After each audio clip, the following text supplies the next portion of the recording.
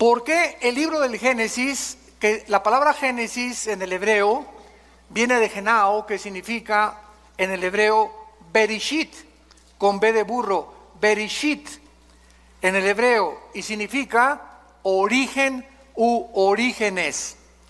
Entonces, el Génesis es el libro de los orígenes. No vamos en esta serie a predicar de todo el libro del Génesis. Esta serie ya la compartí hace algunos años. Si no la tienen, la pueden pedir. Tenemos casi todo el libro del Génesis, versículo por versículo. Esta serie se va a enfocar simplemente en los primeros 2 capítulos del Génesis. O sea, vamos a entrar con microscopio, vamos a entrar con lupa, vamos a ver que antes de que Dios creara el mundo, la tierra como la tenemos nosotros, antes de nosotros existía otro mundo, que es el mundo de los ángeles. Y vamos a ver que este mundo de los ángeles tenía como planeta este planeta en el cual tú y yo estamos, el planeta Tierra. Y vamos a ver cómo Dios comenzó a formar todo, y vamos a ver la profundidad que existe nada más en los primeros 2 versículos del Génesis. Ahí nos podemos detener casi un mes para que podamos nosotros entender la profundidad de la mente de Dios. Entonces vamos a estudiar claramente la eternidad de Dios. Cuando hablamos de la eternidad, pues la mayor parte de los cristianos no sabemos qué significa eternidad. Creemos que es un punto de una línea recta que sale y continúa eternamente. Sin embargo, esto es una medida de nosotros, esto no es la eternidad. O cuando decimos por los siglos de los siglos o secula seculorum, creemos que ya nos vamos a seguir extendiendo por todo el tiempo. Vamos a descubrir otras cosas diferentes que Dios hizo y creó. Y vamos a ver también las 3 palabras en el hebreo que son importantísimas para poder entender qué cosa Dios creó de la nada, que es la palabra bara, qué cosa Dios creó para formar, que es yatzar, y qué cosa es darle forma a algo, que es la palabra asa, así como suena, bara, yatzar con y asa. Si nosotros no conocemos estas 3 palabras, entonces no vamos a entender, por ejemplo, por qué hasta el 4.º día Dios creó los cielos y la tierra. Y cuando alguien me dice eso, yo les digo, ¿en dónde dice eso? Porque en mi Biblia no lo dice. ¿Cómo no, hermano? Léale ahí, Génesis 1.14, dijo luego Dios. ¿Qué cosa dice? No dice Dios creó, dijo luego Dios, haya lumbreras. Y esta palabra haya es la misma palabra hebrea haya, que significa hacer o que se ponga algo en movimiento. Entonces el sol y la luna ya existían. Dios no los creó en el primer día de la creación de nosotros, sino que en el mundo anterior de nosotros el sol y la luna ya existían. Y el universo sufrió una especie de congelamiento para que cuando Dios volvió a recrear todo y a colocarlo en nosotros, Dios puso en movimiento lo que ya existía. Entonces todas estas cosas escondidas y todas estas cosas maravillosas de la Biblia las vamos a ir, por favor, estudiando, analizando, investigando con lupa, con microscopio, porque es ya tiempo que la iglesia de Dios pueda salir de la leche y ya podamos comenzar a comer algo mucho más sólido, que es la palabra de Dios. Ahora bien, para esto es muy importante que recordemos algo. Necesitamos aprender a pensar. Todos se quedan ahorita así. ¿Qué querrá decir con que yo necesito pensar? ¿Qué acaso soy un mono o un simio? ¿No pienso o no razono? Bueno, cuando estoy diciendo necesitamos aprender a pensar, el pensamiento dentro de la filosofía griega o dentro de Sócrates, Platón, Demóstenes, etcétera, etcétera, significa no solamente pensar en algo, sino meditarlo, comerlo, asimilarlo hasta que tú lo entiendas. Y esta es la palabra que se usó en el hebreo, meditar. Salmo número 1. De día y de noche medita en este libro de la ley. Dios le dice a Josué, Josué 1, 8 y 9, Josué medita día y noche. O sea, medita es la palabra que se usa para las vacas. Cuando una vaca come, tiene varios estómagos. ¿Sabían ustedes eso de las vacas? Entonces la vaca come la paja o la hierba y hace esto. Y le da, y le da, y le da, y le da. Y después de 10 o 15 veces la pasa a los intestinos. Eso es la palabra meditar. De tal manera amó Dios al mundo que dio a su Hijo. De tal manera, y comienzas, de tal manera. ¿De qué manera, Señor? Y ahí hay una pregunta. ¿Amó Dios al mundo? ¿Nos amaste? ¿Qué significa el mundo? ¿Las personas o el planeta Tierra? Que dio a su Hijo unigénito. ¿Qué significa que nos diste a tu Hijo? Y te vas analizando cada frase, la vas asimilando, vas pensando en ella, y de repente, eureka, como decían los griegos, lo entiendes y comienzas a descubrir la iluminación que necesitamos de la palabra de Dios, que nos la da el Espíritu Santo. Entonces ya adquiere la Biblia vida a tu espíritu, porque has aprendido a leerla. Y no basta leerla, hay que estudiarla, hay que meditarla, pensar en ella y hay que memorizarla. Yo no les pido a nadie que levante su mano en esta mañana, pero ¿cuántos de ustedes memorizan 2 o 4 versículos diarios? Si yo te paso al frente de perdidas, ¿puedes decir de memoria el Salmo 23? ¿Ya de perdida? ¿O podrías decir de memoria el Salmo 90? ¿O nada más Juan 3:16?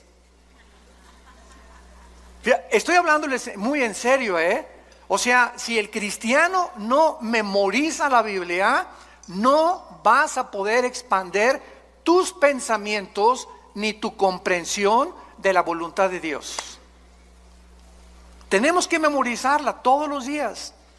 Ponte en un papelito, Filipenses 1:6, estando persuadido que el que comenzó la obra la perfeccionará hasta el día de Cristo. Lo pones ahí en tu espejo, lo pones en tu carro, en lugar de venir con el celular ahí, lo pones en tu oficina, lo pones en tu computadora y estás pensando y repitiéndolo en la noche. Mi amor, por favor, pídeme que te repita tus versículos, y le estás dando y dando. Hermano, es que a mí no se me queda nada, porque nunca piensas. Yo no tengo memoria porque no la has practicado. Pero si no estás en un psiquiátrico, tienes memoria. Si no estás mal de la cabeza, tienes memoria. Y no se te quedan las cosas porque nunca lo has practicado. Es como un músculo la memoria.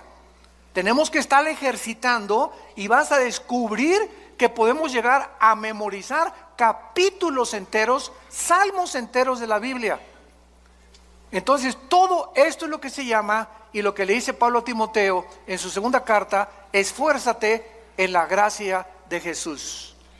Necesitamos poner más de nosotros para poder comprender más la mente de Dios. Hace muchos años, en Job capítulo 38, versículo 4, Dios le hizo esta pregunta a Job. Ahora bien, si a la iglesia ni la Biblia traes, pues ya no queda más cosa, ¿verdad?, más que llorar. Porque ya venía a la iglesia sin la Biblia, pues ya entonces ya no hay manera de poder explicar nada. Job 38:4. Dios le hizo esta pregunta a Job hace muchos años. ¿Dónde estabas tú cuando yo fundaba la tierra? Házmelo saber si tienes inteligencia. En otras palabras, esta pregunta nadie la ha podido contestar. En el afán de poder nosotros, los seres humanos, tratar de descubrir el origen del universo, o cómo el hombre fue puesto por primera vez, qué fue primero, el hombre o la mujer, fue realmente una primer pareja la que comenzó en el planeta Tierra. Y además, ¿hacia dónde se dirige el universo y nuestra vida, en este afán de descubrir las cosas, ¿qué hemos hecho? Muy bien, hemos utilizado dos medios. La ciencia, la palabra ciencia significa conocimiento humano, cuando es la ciencia secular. Entonces, a través de la ciencia, los científicos han inventado, han hipotetizado, han especulado, han filosofado, tratando de cómo comenzó todo e inventaron una teoría. Por eso se llama teoría. ¿Cuál es esta teoría? Se le llama el Big Bang o la gran explosión. El universo, dicen los científicos, que no tiene nada de ciencia en esto, porque no es científico, porque para que sea científico tiene que ser demostrado. Entonces, como no se puede demostrar por medios naturales ni en un tubo de ensayo cómo comenzó el universo, los científicos dicen que fue una explosión y que de esa explosión se formaron los planetas, etcétera, etcétera. Pero sin embargo, en el siglo XX, cuando comenzaron a profundizar en la primera y la segunda ley de la termodinámica, ¿qué dice la primera y la segunda ley de la termodinámica en la física? Que nada se crea ni se destruye y que todo está sufriendo un deterioro, una descomposición, todo se echa a perder. El carro le tienes que cambiar el aceite, tenemos que pintar los edificios, yo tengo que estar tomando vitaminas, haciendo ejercicio, nuestro cuerpo celularmente se está muriendo, el universo entero está sufriendo un desgaste. El Sol pierde millones de toneladas masa cada segundo. Las galaxias se están cada vez expandiendo y alejándose más y más y más unas de otras. Esto es lo que establece inexorablemente la primera y la segunda ley de la termodinámica. Muy bien, estas leyes están declarando que es imposible que el universo haya comenzado con una explosión. ¿Por qué? Porque al decir que sí, el universo comenzó con una explosión y de la explosión surgió la materia, el tiempo y el espacio, estamos contradiciendo las mismas leyes de la física. Señores físicos y astrofísicos que nos acompañan y que nos escuchan a través de las redes sociales, ¿cómo puedes tú ser físico y astrofísico y contradecir, enseñarles a tus alumnos, venimos de una explosión y venimos de la nada, todo fue un accidente, y contradecir las leyes que te han enseñado, que son la base de la misma física? Entonces, nada se crea del desorden al orden. Todo es al contrario. Si yo tengo una enciclopedia y recorto en pedacitos todas las hojas de la enciclopedia y las pongo debajo de un ventilador, ¿cuántos millones de años tomaría para que se pusieran de la A a la Z en orden? Yo les contesto, 10 a la 12ª potencia. Infinito, nunca se haría tal cosa. ¿Cuánto tardaría para poner a 3 changos en un piano para que sacaran la 9ª sinfonía de Beethoven? Nunca jamás podría ser eso, una certeza se podría alcanzar, nunca jamás. Entonces es imposible, y al mismo tiempo, si llegamos a la conclusión, todo surgió de una explosión. Muy bien, maestro, le voy a seguir la corriente a lo que usted me está enseñando. Usted me enseña que la materia surgió de la nada. Ahora, ¿la nada produce algo? La nada no produce nada. Y si comenzó con una explosión, ¿quién la produjo la explosión? Tuvo que haber un acelerador que haya producido eso. Pero si no había nada antes de la explosión, ¿qué la produjo? Y seguimos esta línea filosófica y acabamos con la pregunta de los 64,000 pesos. ¿Y el pensamiento quién lo produjo? Virgen de María y José. ¿La materia produce el pensamiento? La materia produce pensamiento. Un pedazo de roca, un pedazo de materia produce el pensamiento y la conciencia humana. Entonces, ¿se dan cuenta que estamos pensando?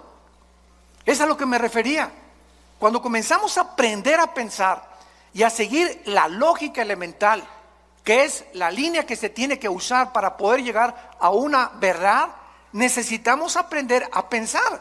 y no aceptar simplemente, pues venimos de chita, el universo fue hecho de una explosión, y en las universidades y en los museos se sigue enseñando esto, y la gente nunca se para a pensar si es verdad lo que te enseñaron. Otro ejemplo, todos nosotros venimos de la religión popular, de aquí en México. Mis padres, ¿verdad?, eran sumamente religiosos. Mi hermano Alejandro y yo, que él me guió a Cristo a mí hace 43 años, éramos así de misa de las 6 de la mañana, muy religiosos. Y mi padre era una persona bastante culta, ¿verdad?, era ingeniero civil, y era una persona que le gustaba mucho la filosofía también. Y un día me dijo esto: Armando, me voy a poner a pensar algo. ¿Es posible que nosotros los oremos y nos inclinemos ante las estatuas? Una vez me dijo: papá, inclinarse ante una estatua, oye, hey, ¿me oyes? No, no oye. ¿Ve? Tampoco ve. ¿Se mueve? Tampoco. ¿Ante quién estoy adorando? Y me puse a pensar, porque mi papá me puso esa pregunta, diciéndome que realmente él no creía tampoco en lo que la religión le había enseñado. Ahora, ¿es posible que lo que nos enseñaron contradiga la Biblia? Cuando la Biblia dice que somos santos ya delante de Dios. ¿Y por qué las personas que pertenecen a estas religiones, síganme con mucho cuidado, no se ponen a pensar que lo que están aceptando es completamente cuestionable y es ilógico y no puede ser? Porque no queremos pensar. Y tenemos ya que llegar a un momento en que tenemos una capacidad impresionante aquí adentro, todos. No es de que naciste inteligente y que otros nacieron brutos. No, todos nacimos con un cerebro y todos tenemos la libertad de poder expandir lo que tenemos aquí, así, o así, o así, o cuando te mueras, como chinche, así te mueres. Con lo único que supiste, nunca quisiste pensar, todo lo aceptaste de una forma deliberada y nunca quisiste obedecer a Dios, de meditar y leer la palabra de Dios. ¿Dónde estabas tú cuando yo fundaba el universo? Entonces el ser humano ha buscado la ciencia jamás, escúchalo, nunca, díselo a tu maestro, podrá demostrar el origen del universo. Porque para que sea científico, ¿qué cosa? Tiene que ser repetitivo. Ahora, muy bien, por eso son teorías. ¿De dónde venía el ser humano? De chita. ¿Realmente venimos de los animales? ¿Puede un camello convertirse en un hipopótamo? ¿Puede una jirafa convertirse en un venado? ¿Puede un tiburón convertirse en una ballena? ¿Puede una bacteria convertirse en un microbio o un microbio en una bacteria o una bacteria en otra partícula microscópica del mundo microscópico? Esto contradice la genética. ¿Qué dice la genética ahora que descubrieron el ADN? 1954, los doctores Crick y Watson, que tenemos dentro un software en las millones de células de nuestro cuerpo, donde dentro de mi célula tengo una particularidad donde está escrito quién soy. Esto está tremendo. Dentro de nuestro cuerpo, en cada una de tus células, está escrito quién eres, cuántos años vas a vivir, qué color de ojos tienes, qué color de tu piel es, el color de tu cabello, la altura, la mancha de tu abuelita, las orejas de papalote de tu abuelo, el carácter emocional berrinchudo de tu mamá, etcétera, etcétera. Todo eso está concentrado en el ADN, en el ácido desoxirribonucleico, ADN, dentro de nuestra célula. ¿Quién puso esa información ahí? El ADN de un camello es diferente al ADN de un hipopótamo, de un tigre, de un perro, de una vaca, etcétera, etcétera. La biología y la genética impiden la mutación de una especie a otra especie. ¿De dónde inventan que venimos de los animales? Nunca se han puesto a pensar. Ya la biología, las leyes de la ciencia, de la física, contradicen la teoría de la evolución que te enseñan en la universidad. ¿Y por qué te la siguen enseñando? ¿Por qué esos maestros que te la enseñan no quieren pensar? ¿Y por qué no quieren pensar? Porque les falta honestidad intelectual. Porque si fueran honestos intelectualmente podrían decir: oye, la biología niega la evolución. Los aminoácidos, que son los ladrillos de la vida, han impedido, impiden e impedirán la evolución. La física impide la evolución. ¿Por qué? Porque no venimos de menos a más, vamos de más a menos. La genética impide la evolución por la construcción del ADN, que no se puede hacer una mutación de una especie a otra especie. Y como dijo Dion Teofilito, en mi tierra, y seguirán buscándolo. El famoso eslabón perdido. Entonces, cuando tu maestro se vuelva a levantar en la universidad y te diga: venimos de los animales, y Darwin realmente no se ha equivocado en su libro El origen de las especies, levántate y dile a tu maestro: deme usted una muestra de una mutación de una especie a otra especie, y voy a creer que venimos de chita. Pero se sigue enseñando. ¿Por qué se sigue enseñando? Porque no quieren pensar y porque saben que si se ponen a pensar van a acabar en la Biblia.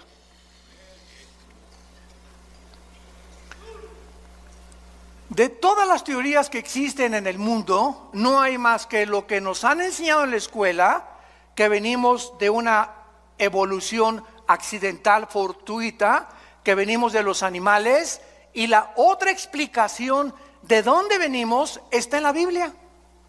No está en el Corán, ni en los Vedas, ni en el Tripitaka de los Budas, ni Mahatma Gandhi, ni de Confucio, en ningún otro libro sagrado, ningún otro libro de los billones de literatura que existen nos dicen de dónde venimos y quiénes somos más que la Biblia. Ahora, ¿de veras dice eso la Biblia? Es lo que vamos a ver. Y no solamente lo dice, sino que lo comprueba. Y conforme el mundo pasa y la ciencia evoluciona, la ciencia dice, y la Biblia tenía razón. Durante siglos se preguntó por qué José no se metía con María para que naciera Jesús. Se aceptó y la iglesia romana dijo: es un dogma de fe. Tienes que creer que Jesús no se metió con María porque es un dogma de fe, sin dar ninguna explicación. Sin embargo, en 1954, lo compartimos en el desayuno ayer, se descubre el ADN y se descubre que el ser humano está dividido en dos: hombres y mujeres, macho camacho y las reinas de la casa. Más nos vale. Ok, ¿qué determina que tú hayas nacido hombre? ¿Y qué determina que tú hayas nacido mujer? ¿Sabes qué determina que seamos los hombres y que tú hayas nacido mujer? Nuestros cromosomas. Los cromosomas de la mujer son XX. El hombre tiene XY. El cromosoma Y no lo tiene la mujer, lo tiene el varón. En otras palabras, cuando mi papá se juntó con mi mamá, el cromosoma Y de mi papá ovuló el cromosoma X de mi mamá y nací macho camacho. Y si tú eres mujer, cuando tu papá tuvo relaciones con tu mamá, el cromosoma X del varón ovuló el cromosoma X de tu mamá y naciste mujer. Y hemos llegado a un siglo, el siglo XXI, donde se está discutiendo el género, con la famosa biología del transgénero. Y decirles que si un niño se quiere vestir de mujer, que lo dejen. Y si una niña se quiere jugar a los soldados, que la dejen y que se vista de soldado. Cuando la misma biología es la que determina, cerremos ya la Biblia, la biología determina quiénes somos. Entonces, si tú hazte un examen de sangre y tienes la Y, eres hombre. Nadie te va a cambiar y es imposible que te cambien tu masculinidad. Así te hizo Dios, así acéptalo. Y si tienes los dos X, eres mujer. Y nadie se atreva a cambiar tu feminidad con la cual Dios te creó como mujer. Hemos llegado a un grado de dioses de decir, cambiemos a este hombre en mujer y esta mujer en hombre. Y llegar al grado que es el síntoma más grande de descomposición social, de poder llegar hasta el matrimonio, hombres con hombres, mujeres con mujeres. Y destruir el patrón de la familia que tiene su origen en la Biblia y creer que ahora la familia es hombre, con niños, mujer y mujer con niños. Y la Biblia dice que la familia es un hombre con una mujer que fue la que parió a mis hijos y esa es mi familia delante de Dios. ¿A qué grado hemos llegado por no pensar? Lo aceptamos todo y se está convirtiendo en normal. Ya se está aceptando como algo normal. Y ahí están en las bodas de hombres con hombres. Ay, mijito, que se casó con Pepe y Pepe con Carlitos. Que sean felices. ¿Cuál felices? Es una mentira. El 63% de las personas que se han querido cambiar el sexo en el transgénero, lo dicen los psiquiatras, se han suicidado. Cuando una persona pierde su identidad, lucha con demonios que tratan de robarte tu identidad y confundirte, y vienen las depresiones, vienen las luchas angustiosas de las emociones y los sentimientos, porque el diablo te está atormentando. Tienes que ser libre en el nombre de Jesús y aceptar como Dios te hizo. Nadie aplaude, pero que Dios los bendiga. A la palabra de Dios. Muy bien. Y por otro lado, en su afán de descubrir el origen de las cosas y del universo y nosotros, se ha recurrido a la ciencia y a la brujería, al ocultismo, a las limpias, a tratar de penetrar en el mundo del más allá, con espíritus, con contacto con los muertos, con contacto con los espíritus, porque no sabemos quiénes somos, ni a dónde se van los muertos, ni qué nos da la energía, ni qué nos da el poder. El hombre ha caído en la brujería desde los tiempos de Babilonia, en la Torre de Babel. La Biblia dice que la brujería, la astrología, la magia tuvieron su origen en Babilonia, que es la ciudad más nombrada después de Jerusalén en la Biblia. Comienza la Biblia en Génesis 10 con Babilonia y termina en Apocalipsis 17 y 18 con Babilonia otra vez, porque significa confusión. El hombre sin Dios está confundido y por eso hemos tomado caminos que la evolución, que la brujería, que el ocultismo, que voy a cargarme de energía en las pirámides de Teotihuacán, voy a consultar a los muertos con los mediums que me hagan limpias. Todas estas cosas son el fruto de la ignorancia de la Biblia. Jesús dijo, yo soy la luz, y bajó del mundo hace 2000 años para alumbrar nuestros ojos. Vivimos en un mundo oscuro, santos de Dios, damas y caballeros, un mundo perdido, cada quien trae su rollo, cada quien por su camino. Ya los gobiernos no saben cuál gobierno, cuál ideología es la buena. Los economistas están perdidos, las religiones están perdidas, la filosofía está perdida. Ya no hay forma de relativismo, humanismo, hedonismo, etcétera, etcétera. El mundo sigue así, ¿por qué? Porque estamos en tinieblas.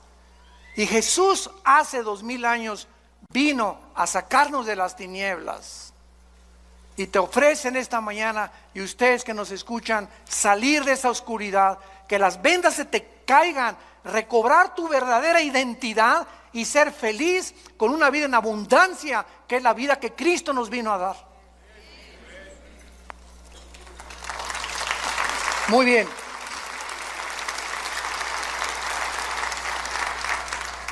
Ahora veamos nosotros, por ejemplo, en el libro de Tito, en la Biblia, que desde el principio Dios hizo una promesa desde que Él creó a entidades espirituales que no todos se llaman ángeles. Vamos a comenzar a aclarar términos. La Biblia le ha llamado ángeles a los serafines, a los querubines, y desde luego a los ángeles. La palabra malak, con M de mamá y K al final, malak, en el hebreo significa enviados o correos. Y la palabra angelus en el griego, que se tradujo ángeles, significa lo mismo, mensajeros.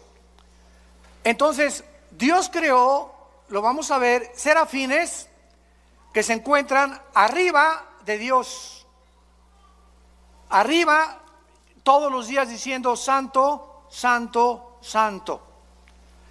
Dios creó después a otras entidades espirituales que se llaman querubines.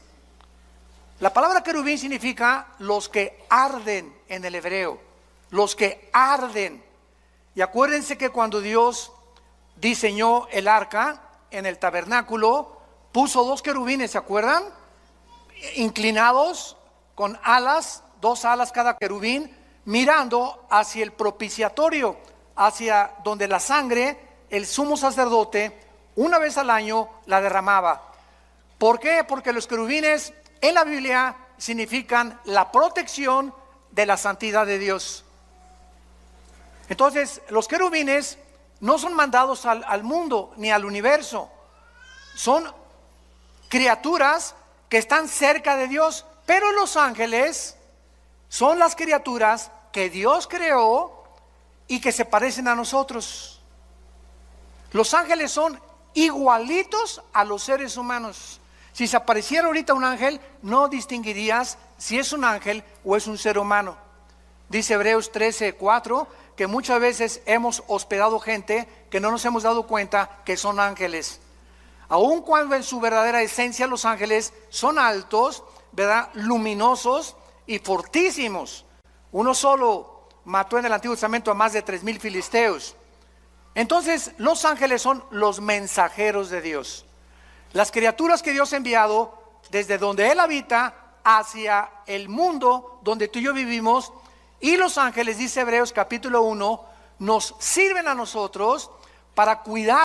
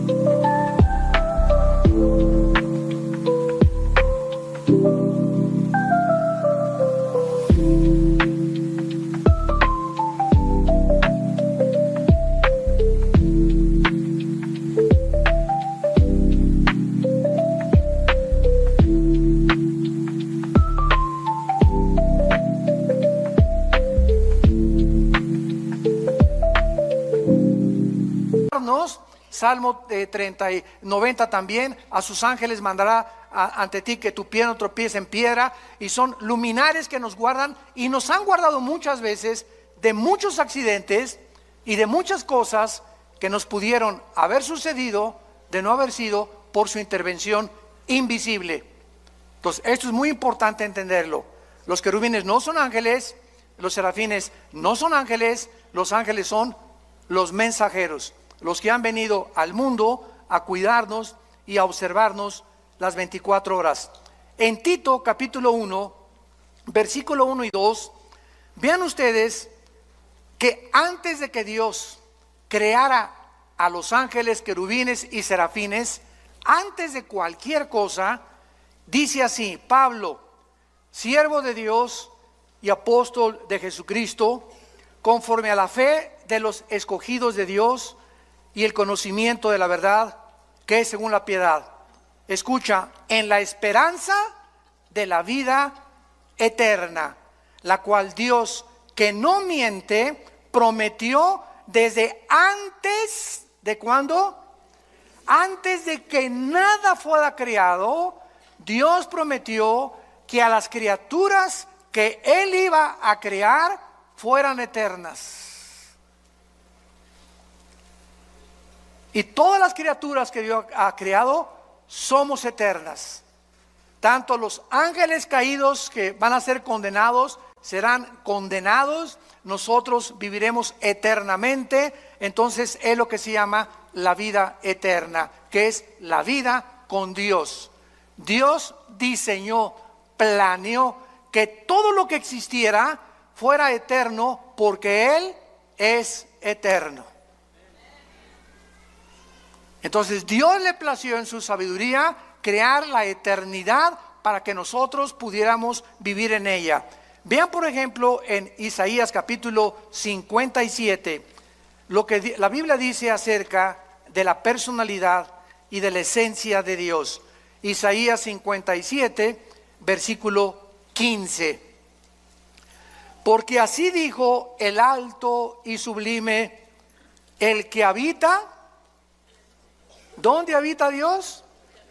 Ahorita explicamos qué es la eternidad. Ahí vamos a entrar ya. El que habita la eternidad y cuyo nombre es el Santo. Yo habito en la altura y la santidad con el quebrantado y humilde de espíritu, para hacer vivir el espíritu de los humildes y vivificar el corazón de los quebrantados. Ahora sí, pongan mucha atención. Ya vamos a comenzar a aclarar muchas cosas. La eternidad, supongamos que está así, ¿verdad? En un espacio ilimitado, desde luego. Dios habita en la eternidad. La eternidad no hay tiempo. En la eternidad no hay pasado, no hay futuro. Cuando Jesús se revela a Moisés, Éxodo capítulo 3, le dice: yo soy el que soy. O sea, el que es, ¿verdad? Ahorita. Él es el Dios del presente. Yo sé que es difícil de entenderlo porque nosotros habitamos en 4 dimensiones donde hay pasado, presente y futuro, pero ahorita los fusibles no se les van a fundir. Entonces, la eternidad es donde Dios habita. Dios, entonces, cuando dice, en el principio Dios creó los cielos y la tierra, Dios creó abajo de la eternidad 3 cielos. El cielo donde Él habita, el cielo cósmico y el cielo atmosférico, segunda de Corintios capítulo 12, versículo del 1 al 3. Ahí Pablo menciona los 3 cielos. Entonces, estos 3 cielos no existían siempre, fueron creados abajo de la eternidad. Ahora, cuando Dios crea el tercer cielo, el segundo cielo y el tercer cielo, Dios crea unánimemente, junto con los 3 cielos, el tiempo, la materia y el espacio. Génesis 1:1. En el principio Dios creó. Cuando estamos hablando del principio, recuerden esto, no es el principio de nuestra creación. No es el principio de nuestra creación, porque es muy claro que los ángeles existían antes que nosotros, como lo vamos a ver.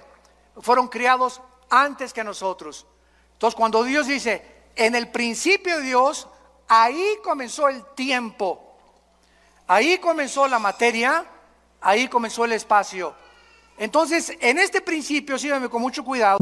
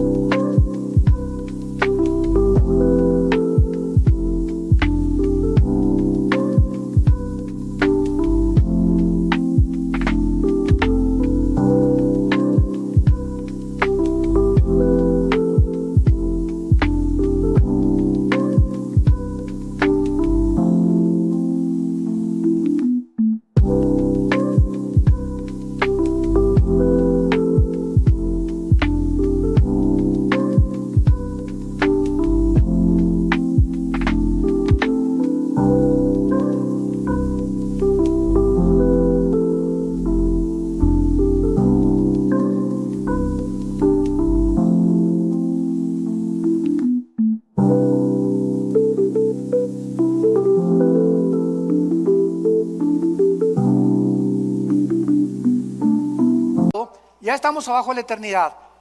Comenzó el tiempo, el espacio y la materia. En este principio Dios creó los cielos y la tierra y los ángeles. Y cuando Jesús dice, en el principio era el verbo era con Dios y el verbo era Dios. Y primera de Juan 1 dice, lo que era desde el principio, lo que nuestras manos palparon y vieron tocante al verbo de vida, porque la vida fue manifestada. Juan 3 veces repite que este principio fue antes de nosotros. No es cuando nosotros fuimos creados. Nosotros fuimos creados después del principio, como lo vamos a ver en el versículo 2 del Génesis, que algo pasó en el principio, que Dios volvió a recrear la tierra, a crearnos a nosotros después de los ángeles, para ponernos arriba de los ángeles, gobernar a los ángeles, y la regamos. Y Satanás, Lucifer, volvió otra vez a ocupar el planeta Tierra y el universo, hasta que vino Jesús, le quitó el poder a Dios, Jesús a Lucifer, y el poder que tenía Lucifer nos los dio a nosotros los cristianos. Y mayor es el que está entre nosotros que el que está en el mundo. Entonces Lucifer sigue teniendo el poder que perdimos nosotros con la caída de los Adán y Eva, los primeros padres, pero que se volvió a recobrar con la muerte de Cristo, y nos entrega a nosotros Dios el Espíritu Santo, porque recibirán poder. Hechos 1:8. Vean que si no ponemos en orden todo, no entendemos el Nuevo Testamento.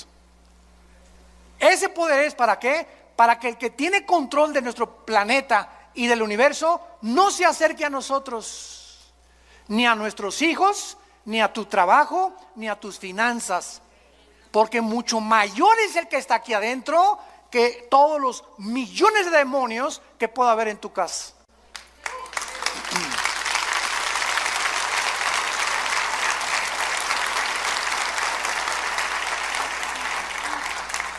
Ya, por favor, no digan, pastor, ¿puede venir a mi casa a echar el chamuco fuera? Pastor, oigo ruidos en mi casa, tengo mucho miedo, ¿puede venir a orar por nosotros a la casa? ¿Qué no sabes que tú tienes el mismo poder? ¿Pero por qué no lo sabes? Por la ignorancia de la Biblia. No la estudias, no la meditas, no la lees, no te ha iluminado el Espíritu Santo, el entendimiento para saber que en tu casa tú eres el sacerdote con tu esposa, y tú puedes llegar a tu casa y en el nombre de Jesús, aquí se va cualquier espíritu que no sea el de Dios, y aquí habita Jesús, y mi casa es tuya, Señor, mi dinero en el banco no es mío, es tuyo, todo lo que tenemos es tuyo, cualquier daño que le quieran hacer a tus bienes, Señor, te lo hacen a ti, no a mí, porque me pongo a tu disposición, porque tú me hiciste, y de tu gracia damos y de tu gracia recibimos.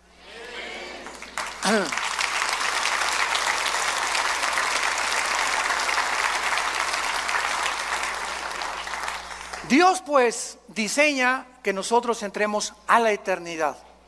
Entonces cuando Jesús dice en Juan 17:3, esta es la vida eterna, Él define la eternidad. ¿Qué es la vida eterna? Jesús nos lo explicó: conocer a Dios. Esta es la vida eterna, que te conozcan. Dice que te convertiste. ¿Cuánto has conocido de Dios? ¿Cuánto sabes de su poder? ¿Cuánto sabes del propósito que tiene para tu vida? ¿Por qué vives con estrés todavía, con angustias, con desconfianza, con incredulidad? Ay, subió el peso y cayó el petróleo, hermano, ¿qué voy a hacer? Y si mi esposo se muere y no me da el seguro social, ¿qué voy a hacer? Entonces, ¿tu esperanza era tu esposo? ¿El petróleo? ¿El peso? Dios nos está viendo. Y dice primera de Pedro que somos sostenidos por la fe mediante el poder de Dios. Entonces, cuando tú crees, activas el poder de Dios. En el momento que dices, Señor, gracias porque no dependo del dinero ni de mi esposo, ni del diputado, ni de mi amigo, ni del próximo gobierno, ni tampoco mi felicidad depende de si mi esposo me hace feliz, o mi esposa me hace feliz, o mis hijos me felices. Todo depende de ti, de mi relación contigo. Cuando Dios ve esa confianza, te llena de su poder. Y tienes la capacidad de volverte más que vencedor. Porque sin fe es imposible agradar a Dios. Estamos pensando. Muy bien. Dice en Primera de Juan capítulo 2, y explicando también la eternidad, porque es importantísimo antes de pasar y profundizar más. Primera de Juan 2:25, y esta es la promesa que Él nos dio otra vez, la vida eterna. Cuando yo oigo que hay cristianos que dicen que la salvación se pierde, les digo, ¿ya pensaron lo que están diciendo? Es que hay 5 pasajes en el Nuevo Testamento que parece que se pierde la vida eterna. Parece contra 200 que te dicen que no se pierden. Y de esos pasajes que parece que se pierde la vida o que se pierde la salvación, son completamente mal interpretados, lo han sacado fuera de contexto porque no los han estudiado a la luz de las demás partes de la Biblia. ¿Qué es la vida eterna o vida temporal? ¿Cuál es la diferencia? ¿No sabes cuál es la temporalidad? He venido para darles vida temporal. ¿Eso dice la Biblia? No, ¿verdad? Nos viene a dar vida eterna. O sea, cuando un cristiano recibe al Espíritu Santo, en ese momento, dice Efesios capítulo 2, en ese momento entramos a la eternidad. Ya somos eternos. Por eso no vamos a morir espiritualmente jamás ya. Vamos a morir físicamente, nos van a enterrar, pero vamos a seguir viviendo. Tu pariente que se murió la semana pasada, no digas que se murió, pasó a mejor vida. Él sigue viviendo, seguimos viviendo. Esta es la esperanza que Dios nos ha traído, que esta vida no lo es todo. Vamos a seguir viviendo. Y tú lo tienes que creer. Y cuando tú lo crees, no hay nada que te pueda detener, porque para nosotros es ganancia la muerte. Entonces, esta eternidad entra a nuestra vida cuando recibimos a Cristo como nuestro Señor y Salvador. Ya estamos sentados, dice Efesios 2, con Cristo. Ya somos más que vencedores, Efesios 1:3. Ya hemos sido bendecidos con toda bendición espiritual. ¿Qué significa esto? Que ya no le puedo decir a una persona, Dios te bendiga. No hay ninguna parte del Nuevo Testamento donde diga, Dios te bendiga. Porque dice la Biblia en Efesios 1:3 que ya hemos sido bendecidos. Entonces yo le digo, que la gracia y la paz sea contigo. Lean todas las cartas de los apóstoles y jamás dicen que Dios los bendiga. ¿Por qué? Porque ya estamos bendecidos. En otras palabras, ¿tú crees que por decirme Dios me bendiga me va a bendecir? No, ¿verdad? Me va a bendecir si yo ando camino con Él, no porque tú me lo digas. Y menos una persona que no es cristiana, Dios te bendiga. Mentiras, nunca lo va a bendecir. Al contrario, mientras él no reciba a Cristo, su vida irá de maldición en maldición. De botella en botella, de droga en droga, de cine en cine, de teatro en teatro, buscando siempre y sin encontrar. Las bendiciones entran a nuestra vida cuando aceptamos a Cristo como nuestro Salvador. ¿Se dan cuenta cómo tenemos que ubicarnos en tantas cosas en la cristiandad? Y entender qué es lo que realmente Dios quiere decirnos a nosotros. Dice en 1 Juan capítulo 5, versículo 10, el que cree en el Hijo de Dios tiene el testimonio en sí mismo. El que no cree a Dios le ha hecho mentiroso, porque no ha creído en el testimonio que Dios ha dado acerca de su Hijo. Y este es el testimonio que Dios nos ha dado, vida temporal. ¿Eso dice? Vida eterna, para siempre. Nadie jamás nos las puede quitar. Nadie nos puede separar, ni pobreza, ni desnudez, ni demonios, ni ángeles, ni nada. ¿Y qué pasa si me quiero yo alejar de Dios? De la oreja te trae de regreso. Lee el capítulo entero de Hebreos capítulo 12. Dios al que ama y se le brincan las trancas, a esos chivitos que se le brincan las trancas, va y les rompe la pata para que regresen heridos al rebaño. Pero es preferible, dijo Cristo, que pierdas el brazo y pierdas las piernas y te quedes ciego o tengas una enfermedad, a que entres entero al infierno. Somos propiedad de Dios. Nadie nos puede arrebatar la vida eterna. Nadie.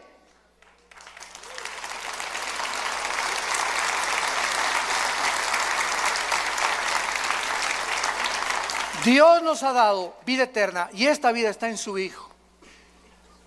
El que tiene al Hijo tiene la vida. El que no tiene al Hijo no tiene la vida. En otras palabras, tú puedes tener una religión, ser católico, bautista, venir aquí a Vida Nueva, carismático, nazareno, mormón, no me importa la religión que tengas. Si tú tienes una religión y no tienes al Hijo, no tienes más que una religión, no tienes la vida eterna. Para tener la vida eterna necesitamos que Jesús entre a nuestra vida. Es un regalo que Dios nos da, que le abras tu corazón y que lo recibas como tu Señor y como tu Salvador. Porque Él es el Hijo de Dios, el poseedor de la vida eterna. Y finalmente, regresamos a Génesis capítulo 1 y vemos nosotros que al abrir la Biblia, el Espíritu de Dios, lo primero que hace al abrir la Biblia es llevarnos a las primeras palabras que Dios consideró, porque son las primeras palabras de Dios. Dios consideró que era lo primero que tenía que decirnos, que toda la creación tuvo un principio, en el principio. El universo no es eterno, hubo un principio. La ciencia, gracias a Dios, el siglo XX lo reconoció por la segunda ley de la termodinámica, que es imposible que el universo haya sido eterno. Tiene que haber tenido un principio, como la Biblia lo establece y como las leyes de la física lo confirman también. Ahora bien, si el universo tuvo un principio y nosotros de ese principio nos alejamos cuando pecamos contra Dios, cuando tú recibes a Jesucristo, tu vida comienza a tener un principio.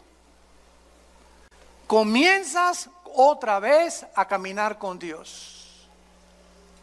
¿Ya naciste de nuevo? ¿Ya tienes a Jesucristo como tu Señor y Salvador? Porque en el momento que tú lo haces, en el principio de mi vida, fue hace 43 años, mi vida antes de que yo fuera cristiano era un desastre. Pero cuando comencé con Cristo, comencé a caminar con Dios.